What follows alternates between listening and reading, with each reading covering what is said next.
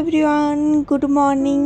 Welcome back to my channel ইসাস ডায়েরিজের একটা নতুন সকালে তোমাদের সকলকে ওয়ার্ম ওয়েলকাম জানাই। আমি হাইভি, তোমার হোস্ট।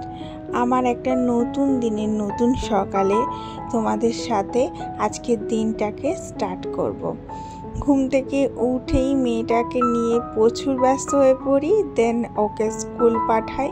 ওকে স্কুল পাঠাতে গিয়ে রীতিমতো নাজেহাল হতে হয় এবং ও স্কুলে যাওয়ার পর আমি আমার জন্য অনেকটা সময় পাই। এই সময়টা আমি চেষ্টা করি নিজের মতো থাকার, একটু হ্যাপি থাকার। আর বাইরের পরিবেশটা আজকে এত মনোরম, কি বলবো। এক পশলা বৃষ্টি হওয়ার পর সুন্দর একটা ছকছকে ব্রাইট সকাল, যেটা ব্যালকনিতে বসে বসে দেখতে ভীষণ ভাল লাগে।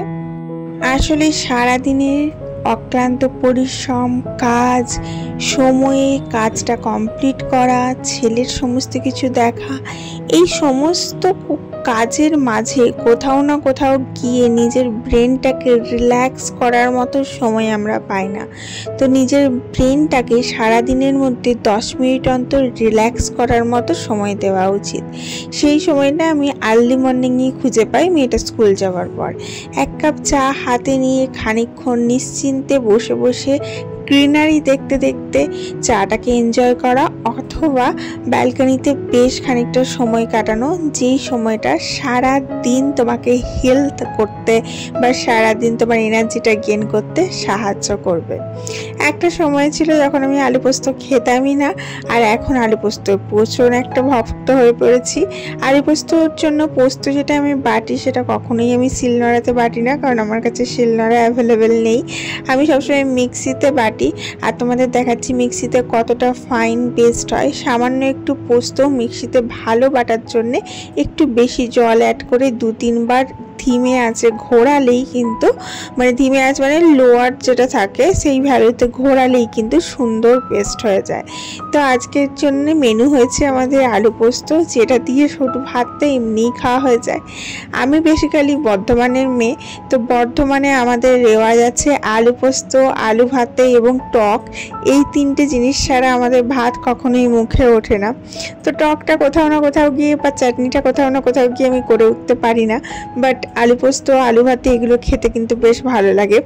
যদিও আমি বর্ধমানের মেয়ে, তবুও আলু পোস্ত খেতে আমি একদমই পছন্দ করতাম না, বাট এখন গিয়ে সেটা ভীষণ পছন্দের মধ্যে দাঁড়িয়ে পড়েছে, কারণ আমার মেয়ে ভীষণ পছন্দ করে। আমার হাজব্যান্ডও কোথাও না কোথাও গিয়ে আলু পোস্ত খেতে একদমই পছন্দ করতো না, বাট এখন সেও খায়। ইভেন তো সে রাতে রুটি দিয়েও আলু পোস্ত খায়। তার একমাত্র ওয়ান অ্যান্ড অনলি রিজন হচ্ছে আমার মেয়ে ভীষণ ভালোবাসে আলু পোস্ত, ঝিঙে আলু পোস্ত খেতে। ইভেন আমি কখনো কখনো ঝিঙে আর পেঁয়াজ দিয়ে পোস্ত বানাই, সেটাও ভীষণ টেস্টি হয়। আমাদের বর্ধমানের রেওয়াজ আছে শুধু পেঁয়াজ দিয়ে পোস্ত বানানো, কস্টলি কিন্তু ভীষণ টেস্টি হয় খেতে। আর এই পোস্তটা খেতে এতটা ভালো হয় যে তুমি রুটি, ভাত বা পরোটা যে কোনো কিছুর সাথে কিন্তু সুন্দর খেতে পারবে। সারাদিন যদি কোনো না কোনো কাজের চাপে থাকি বা কাজের মধ্যে থাকি, তাহলে মাথার মধ্যে কোনো খারাপ চিন্তা আসতে বা কোনো চিন্তা নিয়ে প্যানিক করার মতো সুযোগ আমাদের হয় না। কিন্তু যখনই আমরা খালি বসে থাকি বা আমাদের মাইন্ডটা কোনো কাজের মধ্যে ইনভলভ থাকে না, তখনই আমাদের মাইন্ডের মধ্যে উল্টোপাল্টা চিন্তা আসে। লাইক এ কী ভাবছে, ও কী করছে, এ কেন এটা করলো না, এই সমস্ত চিন্তা। যে চিন্তাগুলো নেগেটিভ চিন্তা এবং যে চিন্তাগুলো আমাদের শরীরের প্রতি একটা টক্সিক প্রভাব ফেলে, তো এই চিন্তাগুলো জেনারেলি আমাদের শরীর থেকে, আমাদের মাথা থেকে একদমই সরিয়ে দেওয়া উচিত। কিন্তু হ্যাঁ, এটা কখনোই ফোর্সফুলি আমরা সরাতে পারি না চিন্তাগুলো। তার জন্য আমাদের কি করতে হবে, ব্রেনটাকে ডাইভার্ট করে দিতে হবে। ডাইভার্ট করার জন্য আমাদের নিজেদেরকে একটু একটু কাজের মধ্যে ইনভলভ রাখতে হবে। সব সময় মোবাইল, টিভি এই সময়ের মধ্যে পড়ে থাকলে চলবে না। হয়তো আমার ঘরে কাজের লোক নেই, কিন্তু কারো না সবার ঘরে তো কাজের লোক থাকে। তো কাজের লোক থাকলে কোথাও না কোথাও গিয়ে আর কোনো কাজ থাকে না যে নিজের ব্রেনটাকে ইনভলভ করবে। তার জন্য নিজেকে কাজ খুঁজে বার করতে হবে। কাজের লোক কাজ করলেও নিজের ব্রেনটাকে কোনো না কিছুর মধ্যে ইনভলভ করে রাখতে হবে, নিজেকে কোনো কিছু কাজের মধ্যে ইনভলভ করে রাখতে হবে। তাহলে টক্সিক চিন্তাভাবনাগুলো আসবে না এবং দিনটা ভীষণ ভালো যাবে আর এনার্জেটিক যাবে, আর আমরা হ্যাপি থাকতে পারবো, যেটা আমাদের সব থেকে বেশি প্রয়োজন এই মোমেন্টে দাঁড়িয়ে। আমি এই চালটা খাই, এই মিনিকেট চালটা আমাদের এখানে অ্যাভেলেবেল, তাই দেখাচ্ছিলাম। ভীষণ সুন্দর। এখন তো চালের দাম ভীষণ কস্টলি হয়ে গেছে, বাট একটু ভালো মিনিকেট ছাড়া আমি ভাত খেতে পারি না। বরাবরই ছোট থেকে আমার অভ্যস্ত, আমার বাবাও খাইয়েছে, অ্যান্ড বিয়ের পর থেকে আমিও সেটাই খাই। কারণ একটু কম দামি চাল হলে বা খুব বেশি দামি চাল হলে সেটা আমি খেতে পারি না। মাঝামাঝি যেটা মিনিকেট পাওয়া যায় সেটাই আমার ফেভারিট। খুব বেশি দামি চাল যেগুলো হয় সেগুলো একটু কেমন শক্ত শক্ত হয়, সেগুলোও ভাল লাগে না। যাই হোক, আজকে ব্রেকফাস্টে খাবার মতো সেরকম কিছুই ছিল না। মেয়েটা চলে গেছিল স্কুলে এবং তার একটু ভাত ছিল, আর গতকাল রাতের একটু ভাত ছিল, দুটো মিশিয়ে গরম করেছি, আর একটু পটল ভাজা করেছি। কিছু কিছু দিন তো আমার ব্রেকফাস্টে কিছুই থাকে না, যখন হাজব্যান্ডও থাকে না তো আর কিছুই ইচ্ছা করে না করতে, আর মেয়েটাও থাকে না, মেয়েটা স্কুলে, হাজব্যান্ড কাজে বেরিয়ে যায়। তখন কি করি, গতকাল রাতের ভাতটা নিয়ে গরম করি আর একটু লঙ্কা খড়াই এবং সেই লঙ্কা খড়াটা দিয়ে সেনে ভাত খেয়ে নিই, যেটা আমি ইভেন কোনোদিন জীবনে খাইনি, সেটা এখন করে থাকি মাঝে মাঝে। যাই হোক, কিছু জামা কাপড় গুছিয়ে রাখা ছিল, সেগুলো এখন তুলে রাখছি জায়গা মতো।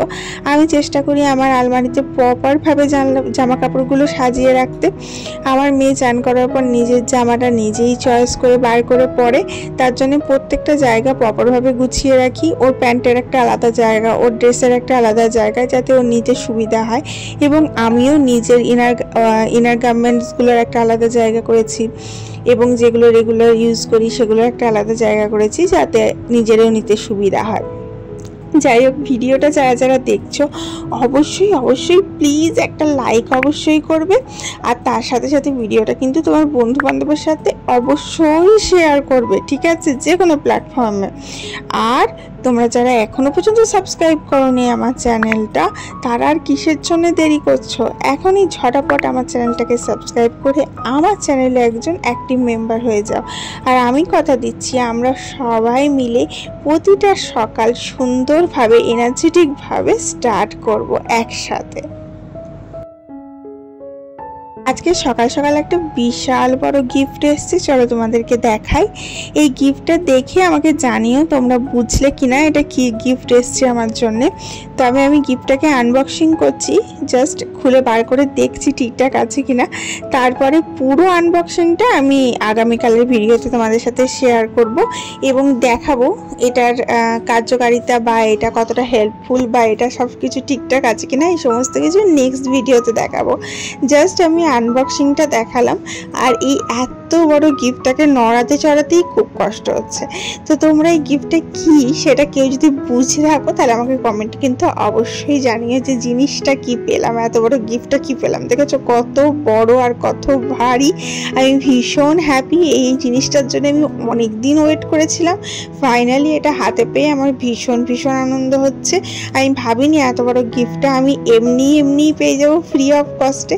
যাই হোক, কি করে পেলাম, কি পেলাম, এই বৃত্তান্তগুলো নেক্সট ভিডিওতে শেয়ার করব। চলো তোমাদেরকে দেখাই আজকে লাঞ্চের মেনুতে কি কি করেছিলাম রান্না, আলু পোস্ত ছাড়া।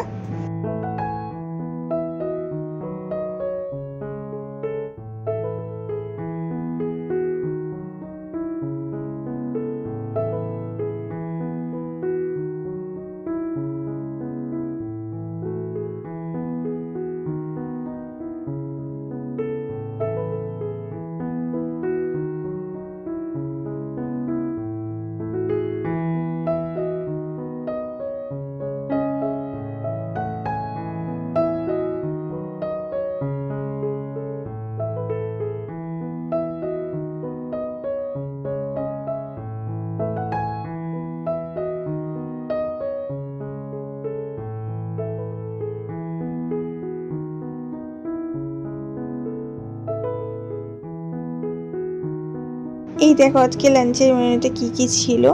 এটা না ঘি করলা দিয়ে ভাজা করেছিলাম, একটু 5 ফোড়ন দিয়ে, ভীষণ ভাল লাগে খেতে। একটু বেগুন ভাজা করেছিলাম, একটু বাঁধাকপির তরকারি করেছিলাম, আর পোস্ত তো তোমাদের আগেই শেয়ার করেছি। ঝিঙে, আলু, পেঁয়াজ, কাঁচা লঙ্কা দিয়ে বেশ গাঢ় গাঢ় করে একটা লাল রঙের পোস্ত করেছি, তো ভীষণ ভাল লাগে খেতে। আর এখানে লাইটটা অ্যাকচুয়ালি প্রপার নেই, যখন খেতে বসেছি তখন দেখাচ্ছি, আর মোবাইলের লাইটে এরকম এসছে ভিডিওটা, আদারওয়াইজ প্রপার লাইট পড়লে প্রপার কালারটা বোঝা যেত। তো লাঞ্চ টাঞ্চ করার পর আমার ভাল লাগছিল না কিছু, তো আমি ব্যালকনিতে বেশ খানিকক্ষণ বসছিলাম। হালকা হালকা রোদ্দুর বেরিয়েছে বৃষ্টির পর, এই রোদ্দুরটা এনজয় করতে বেশ ভালো লাগছিল। তো এই হচ্ছে একটা ছোটোখাটো ব্লগ তোমাদের সাথে শেয়ার করলাম, আশা করি ভালো লাগবে। দেখা হচ্ছে কালকে, ততক্ষণ পর্যন্ত সবাই ভালো থেকো, সুস্থ থেকো, অনেক হ্যাপি থেকো, আর নিজের পরিবারকে সেফ রেখো। বাই।